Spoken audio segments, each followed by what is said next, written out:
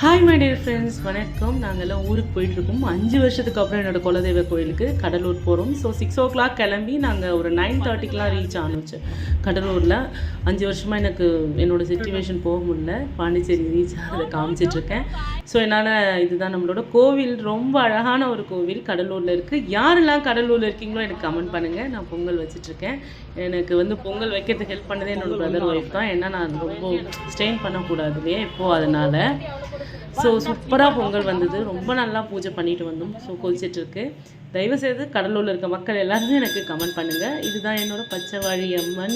எவ்வளோ அழகாக இருக்காங்க. கோவிலில் ரொம்ப அழகாக கட்டியிருக்காங்க. ஆல்மோஸ்ட் 5 years ஆச்சு. எனக்கு நிறைய தடங்கள். என் ஹஸ்பண்ட் நின்றுட்டுருக்காரு. பயங்கர வெயில் ஃப்ரெண்ட்ஸ். என்னால் வீடியோவே எடுக்கவே முடியல. ஏன்னா நான் பூஜை முடிக்க 12:30 மணி ஆகிடுச்சு. நான் அப்படியே வெயிலில் உங்களுக்கு கொஞ்சம் காமிக்கலாமேன்னு சொல்லிட்டு கேமரா எடுத்துகிட்டு போனால் என்னால் சுற்றி இது பண்ண முடியல.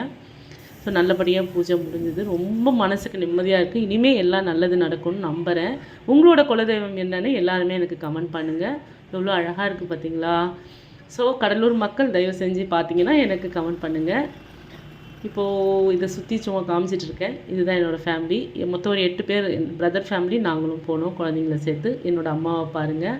இது என்னோடய பாப்பா எடுத்த ஃபோட்டோ. எங்கள் அப்பாவும் என் பையனும், என் பொண்ணு, என்னோடய தம்பி பொண்ணு. இது என்னோட அப்பாவோட குலதெய்வம். பாய்.